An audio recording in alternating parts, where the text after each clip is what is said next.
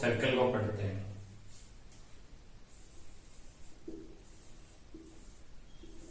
Circle यानी कि क्या, वृत्त। और वृत्त भी क्या होती है, 2D आकृति होती है। वृत्त की शेप कैसी होती है, लगभग ऐसी होती है। ठीक है, ये है क्या है, वृत्त की शेप है। और ये भी किसके अंदर आती है, 2D आकृति के अंदर आती है। किसके अंदर आती है, 2D आकृति के अंदर। कैसे, देखो अगर इसको किसी भी अपन सरफेस में रखना चाहे तो ये किस प्रकार रखा जाएगा। ये मान लो x डायरेक्शन है और ये क्या है, y एक्स डायरेक्शन है। तो ये यहाँ पे आराम से क्या हो रहा है, डिफाइन हो रहा है। तो देखो यहाँ से अगर ये बिंदु 0 0 हो तो ये एक तो y अक्ष की जरूरत पड़ती है और एक x डायरेक्शन की जरूरत पड़ती है। इस प्रकार ये एक डायरेक्शन हो गई और एक ये डायरेक्शन हो गई। टोटल कितनी डायरेक्शन हो गई, 2 डायरेक्शन हो गई, जिसके कारण ये भी किसके अंदर काउंट होगा, 2D आकृति के अंदर काउंट होगा। अब देखो अपन ने जान लिया कि सर्कल है वो कैसे आकृति है, 2D आकृति। अब ये सर्कल बना कैसे, ये देखो इसके बीचों बीच अपन एक सेंटर लेते हैं जिसको क्या बोलते हैं, केंद्र। ये इस सर्कल के लिए क्या है, केंद्र बिंदु है। इसका ये क्या है, केंद्र है। अब देखो केंद्र पे अपन प्रकार की नोक रखेंगे और उसमें आर त्रिज्या क्या करेंगे, प्रकार को खोलेंगे और चारों ओर क्या करेंगे, उसको एक बार घुमा देंगे। इस प्रकार अपना क्या तैयार हो जाएगा, सर्कल तैयार हो जाएगा। अब देखो सर्कल के अंदर ये जो बीच में इसका सेंटर है ये क्या कहलाएगा, केंद्र। क्या, केंद्र। आई बात समझ में। जो चारों ओर की जो ये परिधि सी दिखाई दे रही है आपको, इसको क्या बोलेंगे, परिधि। जो चारों तरफ की दीवार है ना, इसको क्या बोलेंगे, परिधि।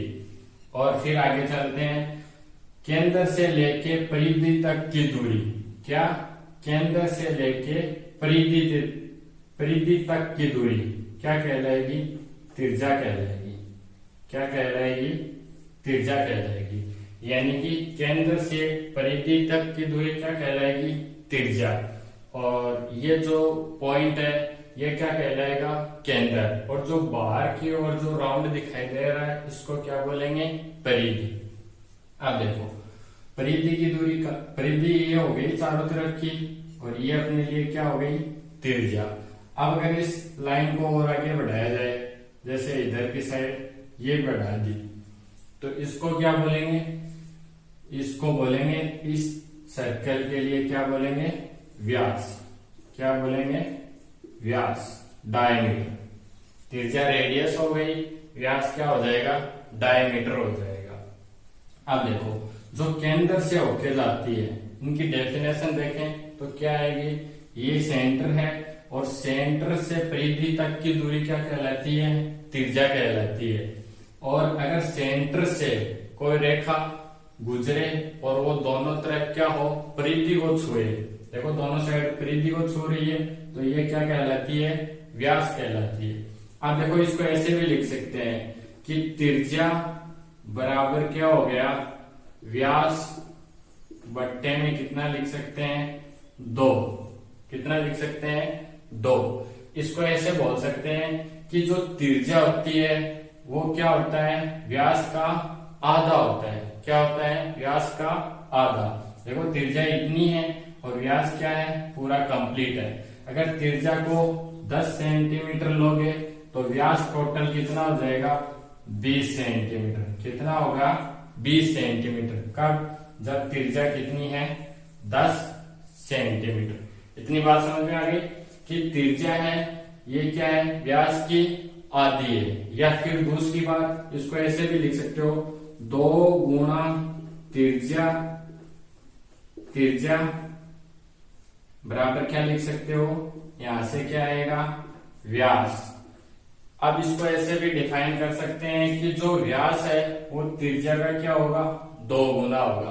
त्रिज्या का क्या होगा, 2 गुना होगा। अब आपको अच्छे से समझ में आ गया होगा कि ये इस सर्कल के लिए क्या है, सेंटर है इसका, ये इसकी रेडियस हो गई, और जो सीधी दूरी है जो सेंटर से होके जाएगी वो क्या कहलाएगी, व्यास।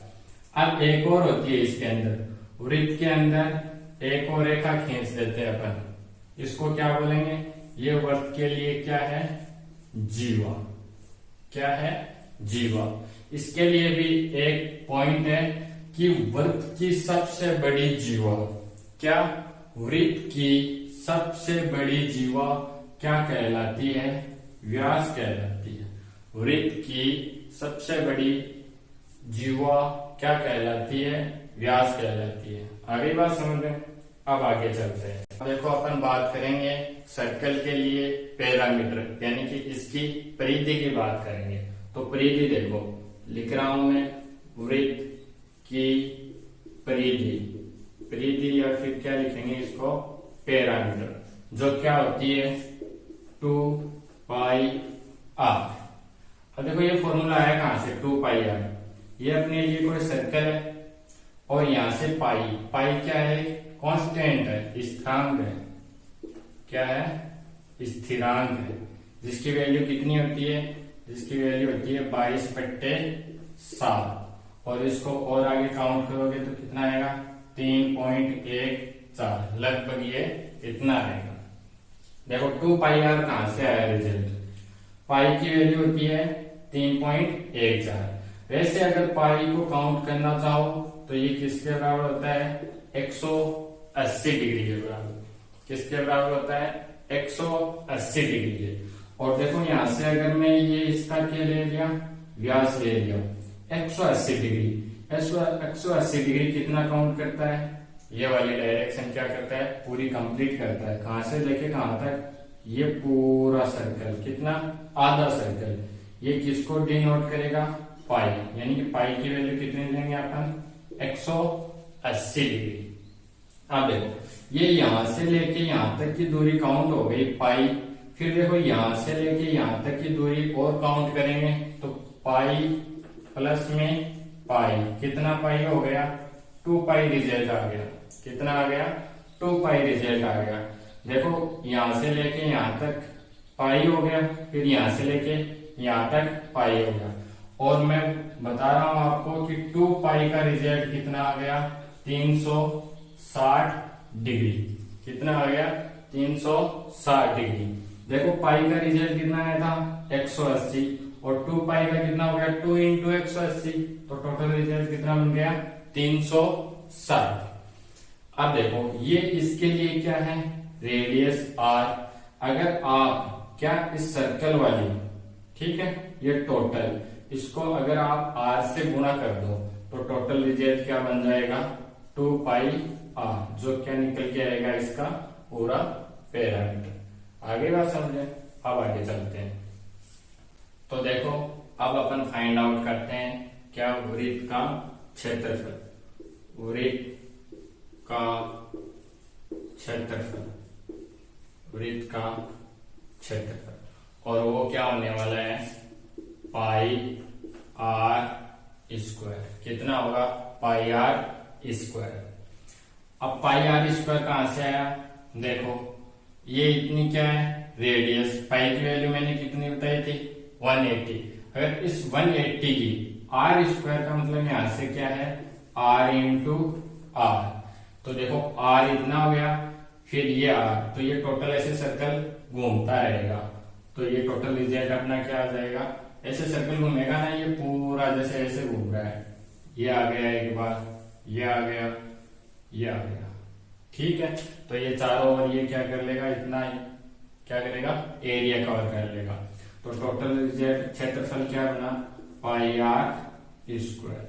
2 फॉर्मूले थे, एक तो परिधि, वो कितनी थी, 2 पाई आर। परिधि का मतलब बाहर की ओर, चारों ओर, ठीक है। और फिर था दूसरा क्षेत्रफल। क्षेत्रफल कितना लेना है, जितना ये एरिया कवर कर रहा है। और क्षेत्रफल का फॉर्मूला क्या है, पाई आर स्क्वायर। अब मैं बात कर रहा हूं किसकी, सेकेंद्रीय वृत्त। देखो सेकेंद्रीय वृत्त, सेकेंद्रीय वृत्त, सेकेंद्रीय वृत्त की बात करते हैं। तो सेकेंद्रीय वृत्त क्या होता है, एक सर्कल होगा और उसके अंदर क्या होगा, दूसरा सर्कल होगा।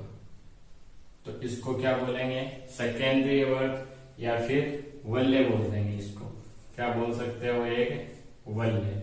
जैसे अपन ने टायर देखा होगा, उसके अंदर एक तो अंदर वाली पैरामीटर और एक क्या होता है, बाहर वाला रिजल्ट। अब देखो सेकेंडरी वर्त में क्या करेगा वो, सेंटर तो दोनों का क्या होगा, एक ही होने वाला है। अब बाहर वाले सर्कल के लिए अपन त्रिज्या क्या ले लेंगे, आर। क्या लिया अपन ने, कैपिटल आर। और अंदर वाले के लिए क्या ले लेंगे, स्मॉल आर। अब देखो जैसे ये कोई प्लेग्राउंड है तो क्या बोल देगा, ये छोटे वाला सर्कल दिखाई दे रहा है, ये क्या है, प्लेग्राउंड है। और जो बाहर की ओर जो सर्कल है, ये इसके चारों ओर क्या है, फील्ड है, क्षेत्र है, जो क्या है, रास्ता बना हुआ है।